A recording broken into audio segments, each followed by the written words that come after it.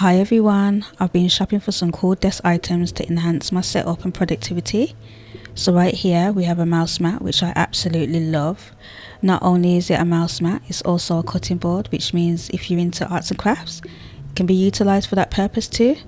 It's also a cool design regardless. It's reversible with, I would say, a tan color or very light brown. Whichever, both sides match my desk setup and bedroom, and the quality is beautiful, the price is tasteful, and my mouse actually glides over smoothly. So yeah, I really do like it. I'd give it a 9 out of 10. I wish I had a bigger size. I can't remember if it does come in a bigger size, but I'll leave the link in the description below for those of you that are interested in this. Oh, this is a special one for me. I've waited a long time to find a mechanical keyboard that I like, and that's a decent price, as I have to consider how I spend my money nowadays. But yeah, this Butte I'm in love with. I've not stopped typing since I've set it up. I'm not a techie person, so telling you all the functionalities of this keyboard I can't do, but I will definitely leave the link in the description below and you can check it out yourself. I can say it sounds really nice when typing, and you can change the keys. I don't know how to, and I don't know how many of them you can change, but I know that you can change the keys on this. It's also got a nice RGB backlight too, so for gamers it's a nice vibe. It looks nice on your desk as well. The main reason why I love this though is because it's wireless. All you have to do is plug in the USB into your computer, pair it, off you go. The response is decent whilst typing, and you can also use it wired too. So altogether it looks nice, it works well. And I did get it in the spring sale, so the price was nice. It was around £60, so I'd give it a 8 out of 10, as I did experience, unfortunately, pairing problems, as in when I turned off the computer and turned it back on, I had to keep pairing it, which kind of sucks because my old keyboard was Bluetooth and I didn't have the connection problem or the pairing problem. It just paired straight away, even if the computer was switched on and off. So yeah, it would have got like a 9.5 out of 10.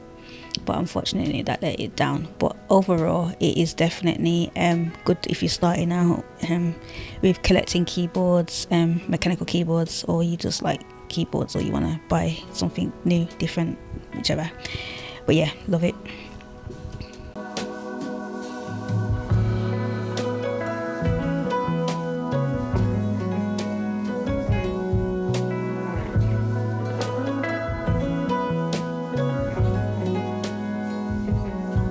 So I did unbox this PS5 charging dock, as it was a disaster opening up the box and setting it up, so I thought it was best to just leave it out.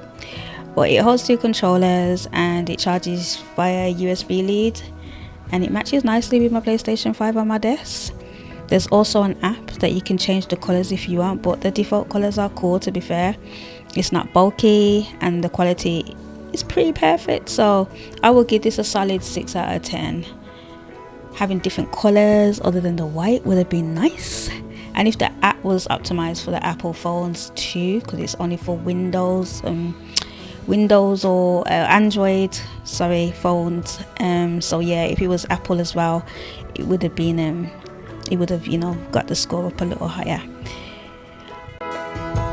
Okay, so moving on to another desk mat that gives cozy feels. If you know me, you know that I love the season autumn the most out of all the seasons, so this one hits different. The quality of this mat in terms of picture is amazing, and it's the best quality I've seen so far. On top of that, it's wide enough for me to have my keyboard and mouse on it at the same time, and it's got a nice rubber back, which means it ain't going nowhere on your desk, and it's also washable, which is a huge thumbs up for me anyway. I actually washed it straight away when it came out, when I took it out the bag, because the rubber smell was just doing too much. So, and I still had to put scented oils on it and leave it for a few days to just chill out, because the smell was just a lot. But it's not toxic. They do reassure that it's not toxic on the website. So yeah, it gets a solid 9 out of 10 from me.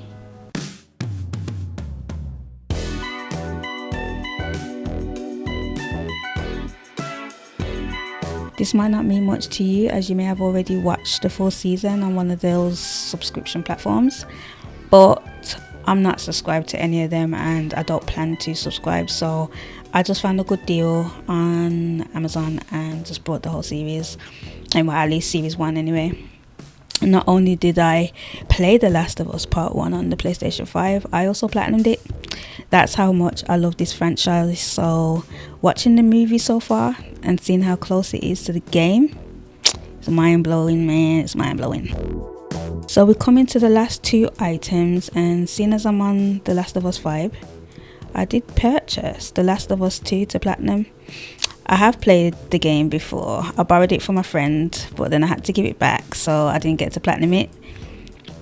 The reason why it's PlayStation 4 and not a 5 copy is because that's what I played it on, and I got most of my trophies already from the PlayStation 4 version, so there was no point getting the PlayStation 5 version at all. It cost less to get the PS4 one, so it just made sense to me. There was no point in spending extra money for the PS5 version. Finally, I am in the elite club now that I own a limited edition controller. No, it doesn't have the extra buttons and triggers, but it does look elite. It really looks nice, and you know it does, and it feels good playing games with it, and having it on display definitely looks good. And as you can see, the Last of Us franchise is in my top 5 of favorite games, so I had to purchase this controller. The prints are from The Last of Us and The Last of Us 2. It doesn't need no rating, it's perfect, and I will be investing in more controllers, custom made and limited edition, so definitely stick around, like and subscribe to my channel to see more. Thank you all for watching. I hope there is something that you can purchase to enhance your setup and productivity. Peace out.